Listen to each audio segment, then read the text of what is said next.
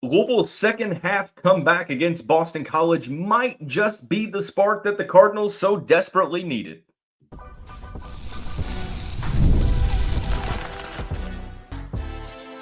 You are Locked On Louisville, your daily podcast on the Louisville Cardinals. Part of the Locked On Podcast Network, your team every day.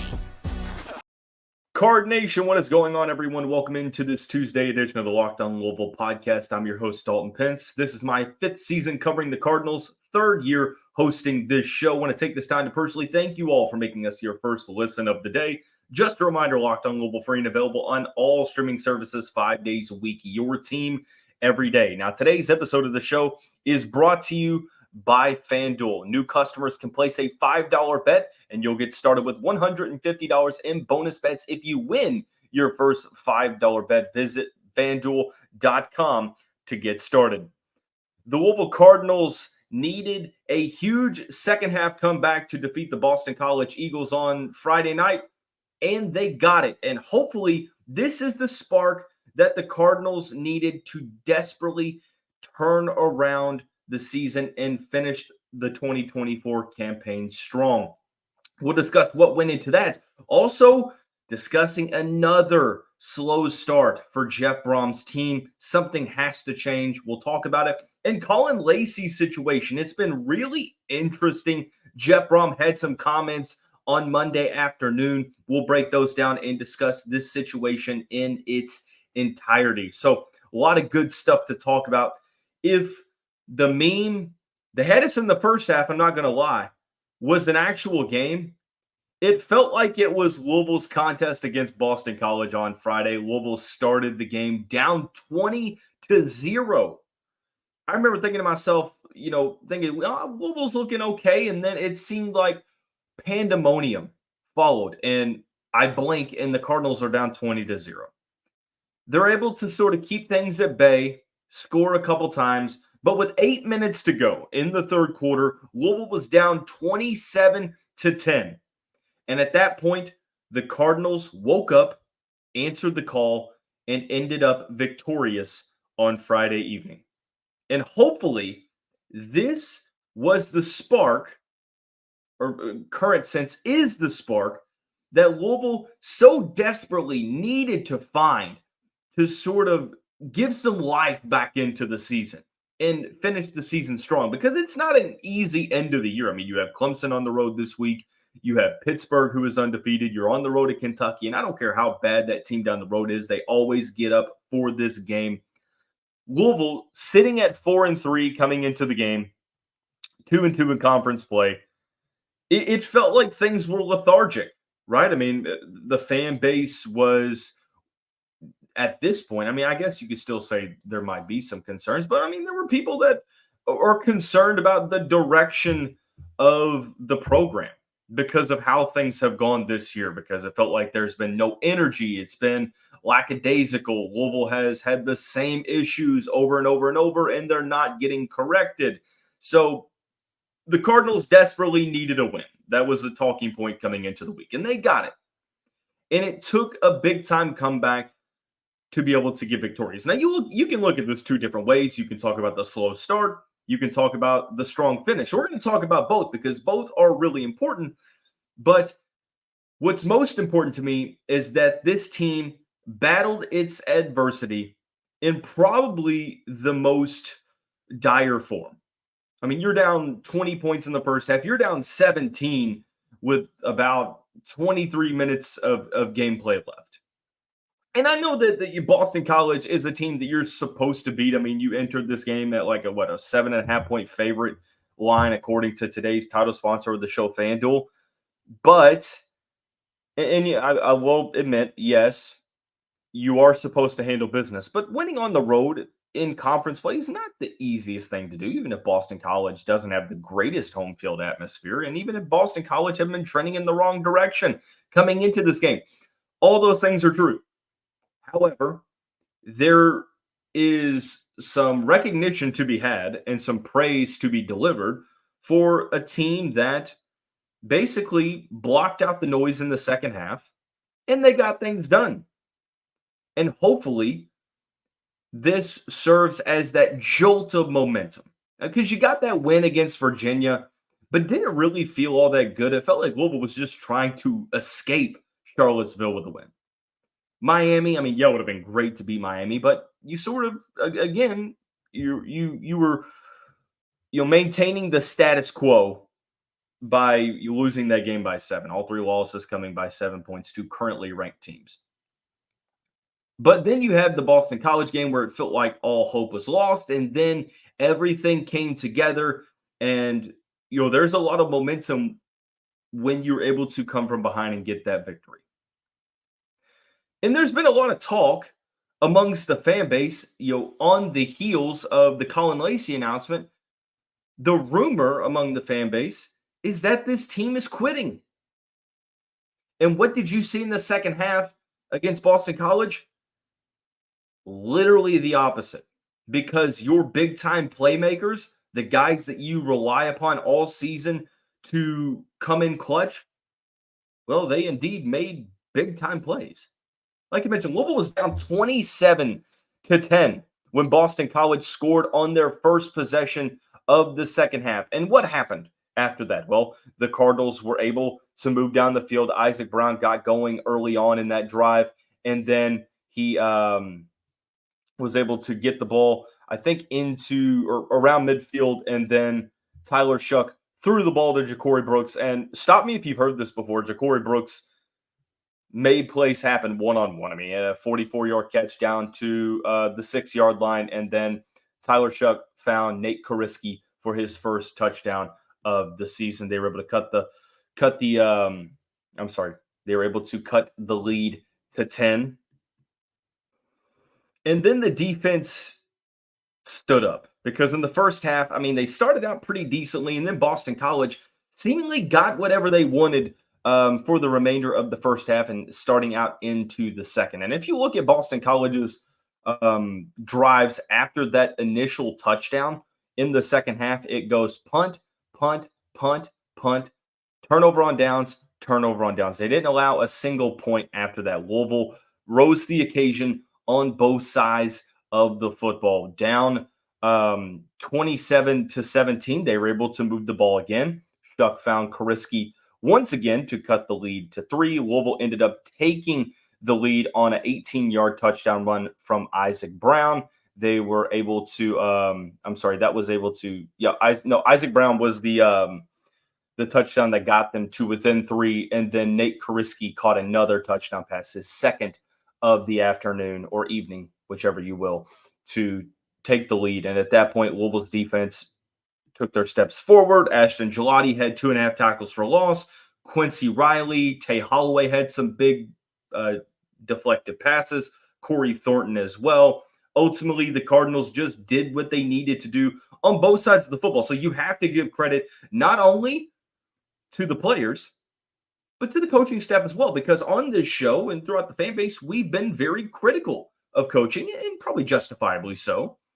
But as loud as you are with the criticism, you should be equally loud with the praise. And that's what we're going to do. We're going to give our praise to Jeff Brohm for making some adjustments offensively. We're going to give praise to Ron English for starting to figure some things out in that second half, switching some things up. It felt like Louisville brought more pressure, and the Cardinals were better in terms of coverage in the secondary. And ultimately, this was as good of a team win as they've had in quite some time. And this was actually the first time that Louisville won a game when they trailed by 10-plus points in the fourth quarter. I think the state of Louisville tweeted out that they were like 0-47 before that, which is actually pretty sad. But it is what it is. Now you're 1-48. It's one of the larger deficits that Louisville has ever been able to overcome. I think the fourth, if I'm not mistaken, according to Kelly Dickey on Twitter, the largest in quite some time. So you hope that when you turn the page off of this win, is that it revitalizes the locker room and it just gives them that jolt of energy, because truthfully, they're going to need it. They're going down to Death Valley Jr. to play the Clemson Tigers on Saturday. It is a night game. This is a team that has not been able to beat Clemson I guess you could say this is a program that has not been able to beat Clemson at all since joining the conference. It is the Cardinals' toughest game of the year. And I'm glad that they got that second half comeback because it makes you feel good. It brings the vibes up a little bit.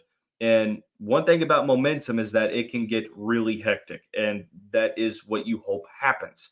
And before we move on from this matchup, I think I would be doing a disservice if we didn't talk about why Louisville needed to come back down 20 points and then 17 points. And that's because once again, for the sixth consecutive game, Louisville struggled out of the gate.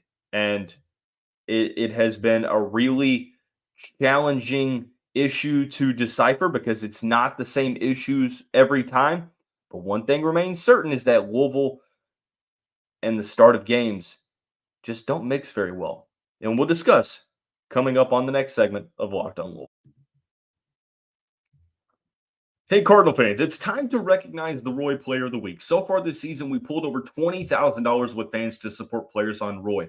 Micro deposits lead to massive change. With the Roy app, you can direct your support to the athletes you love, ensuring that all funds go to the specific player of your choice. Unlike collectives, you know exactly where your support is going. You even receive exclusive content like personal videos and updates after the season. The best part, it's risk-free. If the athlete transfers or doesn't deliver the content, you get your money back. This week, I'm supporting Ja'Cory Brooks. I just pitched him $100, and I'd love for you to join me. Even $10 makes a difference. Let's show Ja'Cory Brooks the love and keep him connected to our school. Remember, pay today and celebrate tomorrow. Your support sets up your team for success. Plus, don't miss out on Roy's exciting giveaway. Win 2 tickets to a game in November. Just download Roy, create an account, and use the code LOCKEDON, and you've entered. Already on Roy, any contribution to an athlete's campaign also gets you entered automatically. No purchase necessary. Void where prohibited. Download Roy today and join the NIL game with no subscriptions and no fees. And be sure to check us out on Instagram. Roy, support the players, change the game. Cardinal fans, thanks again for making Locked On Louisville your first listen of the day. Just a reminder, the show is free and available on all streaming services 5 days a week. Your team every day. Thanks again for being patient with me as well. I know I mentioned last week at the end that I was going out of town and would be out of town from Thursday evening to Monday evening. So I appreciate your patience, even though you were aware that we wouldn't have a Monday show or a Friday show. Still, I do want to apologize for that lack of content, but we are back. We're discussing this game against Boston College. Louisville 31-27 over the Eagles on Friday evening up in Chestnut Hill. The Cardinals are now 5-3, 3-2 in conference play. Louisville overcame a 20-0 first half deficit, 17-point second half deficit with 8 minutes to go in the third quarter. But again, I mentioned we also have to talk about why Louisville got into that situation, because logic tells you that a second half comeback like that wouldn't have been needed had you not started out the first half like you did. And for Louisville, it's a recurring issue.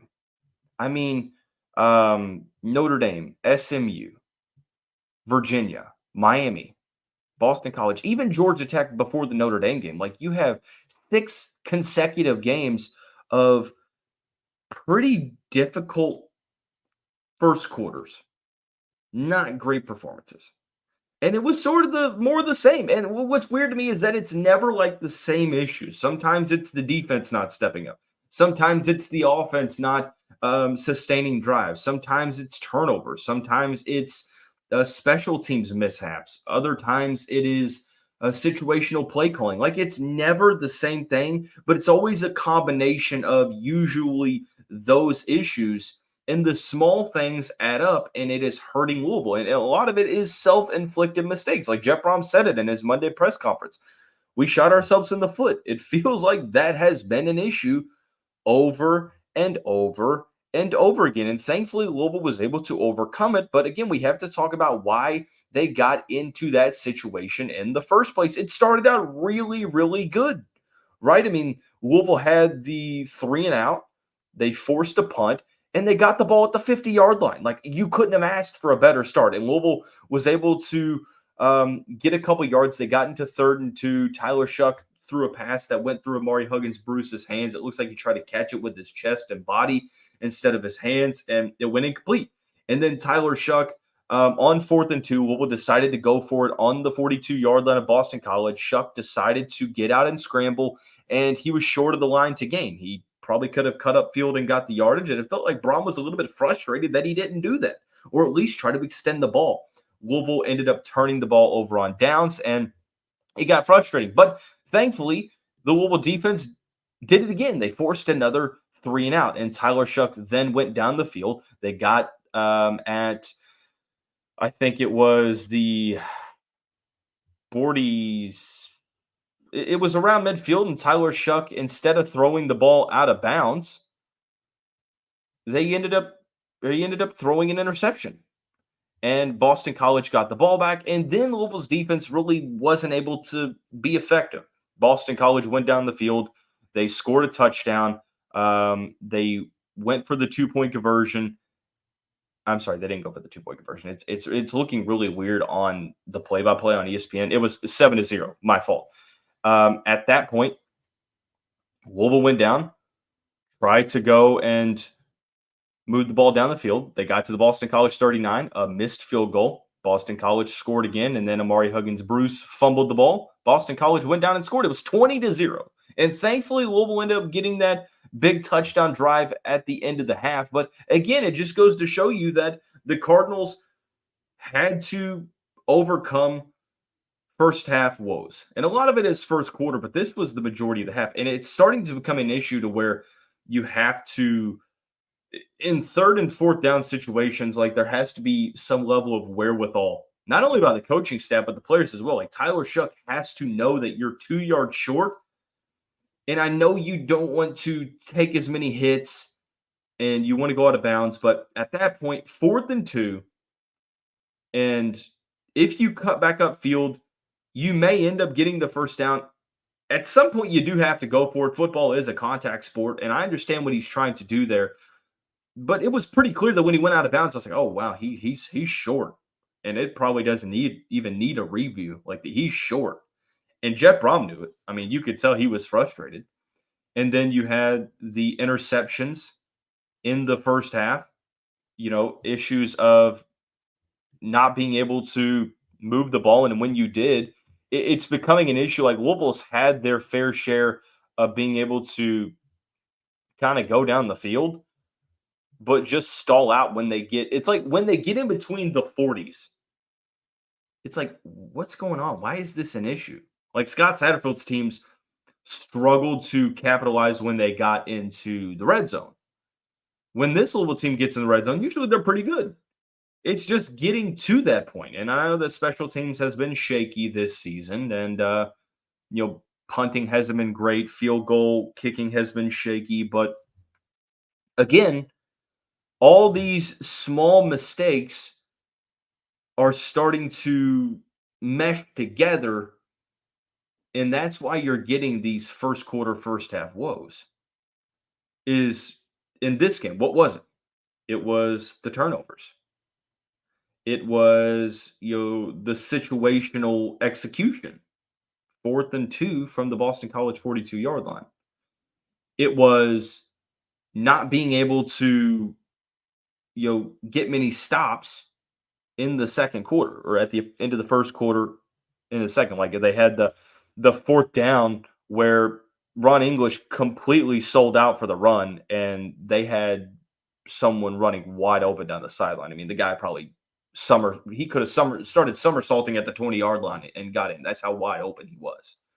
4th and 1, Louisville sold out for the run, which they usually do, and it was just a matter of time before a team made them pay for it, and Bill O'Brien made Louisville pay for it.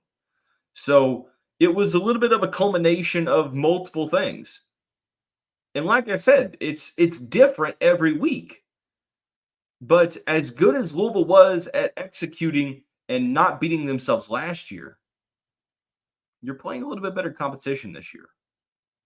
And if you go in and do the thing that you've been doing every game against Clemson, it can get ugly because you're on the road on a Saturday night in a really challenging place to play against a program you have not beaten as a member of this conference. They're the best team in the ACC, in my opinion. I've gone on record and said that I do think that they are the best team in the ACC. Something has to give with the first quarter woes, and hopefully, like I said, hopefully that second half comeback gave the team the spark that they needed because the big time playmakers made the big time plays. When we come back, we're going to talk about the Caullin Lacy situation. He's opted out for the remainder of the season.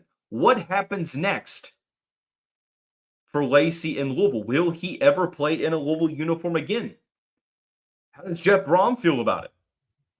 We'll break it down coming up on the final segment of Locked On Louisville. Cardinal fans, get ready to tackle the NFL action with FanDuel, America's #1 sportsbook. Right now, new customers can bet $5 to get $150 in bonus bets if you win. The FanDuel Sportsbook app gives you everything you need to place live bets on the NFL all in one place. So when you get a hunch in the middle of the game, you can check out the latest stats, view live play-by-play, and so much more on the same page where you get your bets. Just visit FanDuel.com to join today. You'll get started with $150 in bonus bets if your first $5 bet wins. Currently, if you look at this week's college football line, currently they have a 25% profit boost. Be sure to check that out. The Cardinals are currently a 10.5-point underdog against the Clemson Tigers on Saturday. We'll get all the player props as we get closer to game time on FanDuel.com. Never waste a hunch and make every moment more with FanDuel, an official sportsbook partner of the NFL. And guys, you are locked on Louisville, at least for the next 8 or 10 minutes or so. But thank you again for making Locked on Louisville your first listen of the day. Definitely a shout out to the everydayers. The Caullin Lacy situation. Very interesting. Kind of came out of nowhere on Wednesday evening. Unfortunately, due to the scheduling of this show, me going out of town somewhat early the next day and not getting back until late last night. The recency of it, it comes at that expense. But at least we've had a little bit of time to sort of take a step back and really dive into this and get Jeff Brohm's thought on this. So if you don't know, Caullin Lacy, it was announced on Wednesday evening that he would be opting out of the season, which maintains his red shirt, maintains his ability to enter the transfer portal. My initial thoughts was that, okay, he's going to opt out and just prepare for the NFL draft, and he's going to go to the draft, and that's going to be it, right? It feels like that's not the case. It feels like really him playing 4 games, it allows him to maintain his red shirt, and he can either come back to Louisville or enter the transfer portal. The 5'10" Mobile, Alabama native has 15 catches for 179 yards on the season.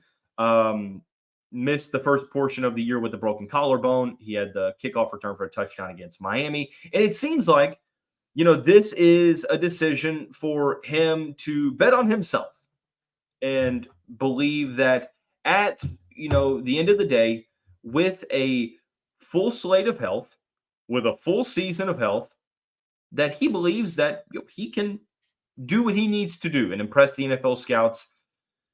It feels like the rumor is that he came back a little bit too early. He did what he could to get back against Notre Dame. He didn't play at full strength, and he believes, hey, look, I'm a better player than what I'm showing, and I want a full season to be able to show that.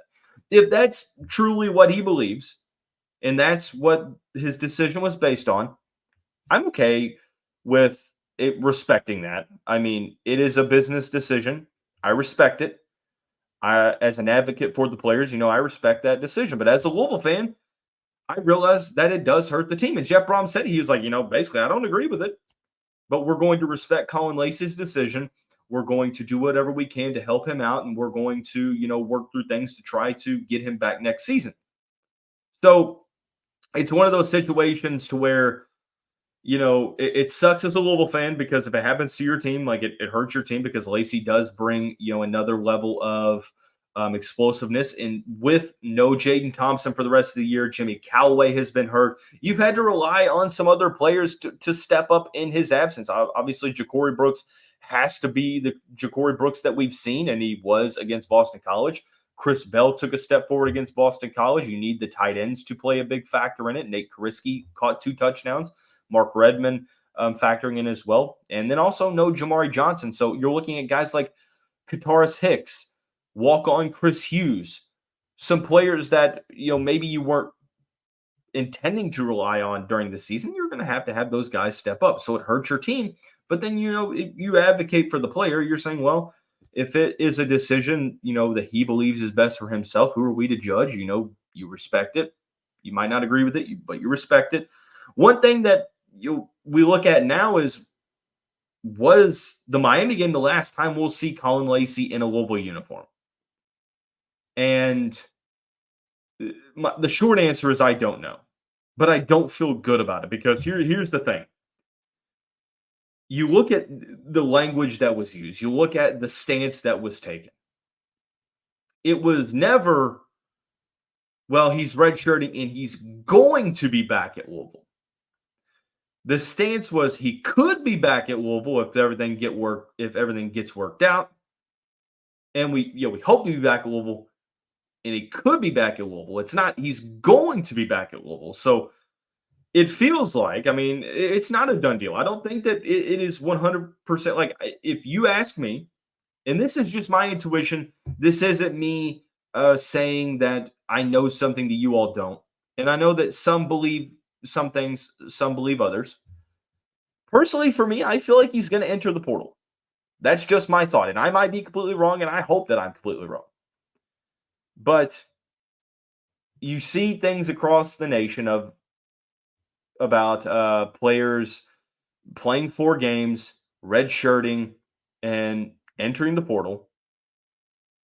And like I said, the stance was he's not going to return, like 100%. He's not like, hey, I'm redshirting, I'll be back next season.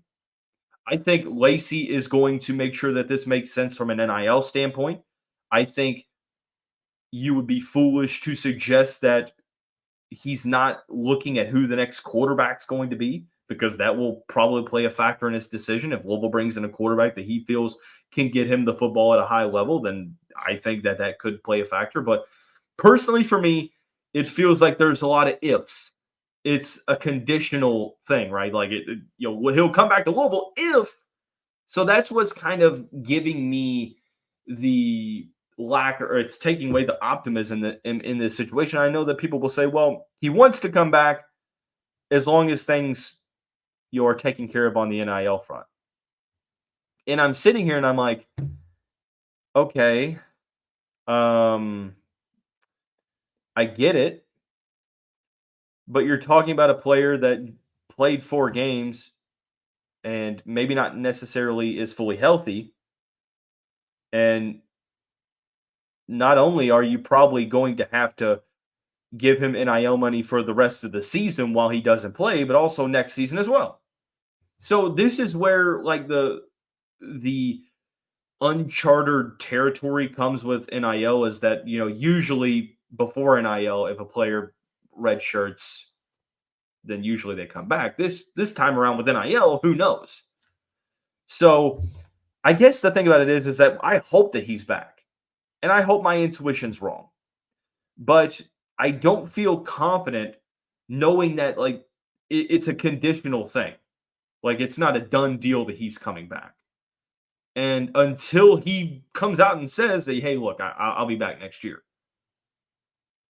why wouldn't you enter the transfer portal? With the uncertainty at quarterback, maybe some questions over how Lacy was used. I don't know.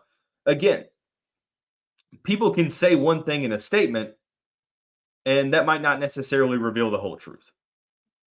And we see this all across the country. And I'm not saying one thing or the other. All I'm saying is that with the way the trends are continuing and how busy the transfer portal is, who knows? There's a chance he comes back, and I hope he does. But I can't really tell you with full confidence that he's going to.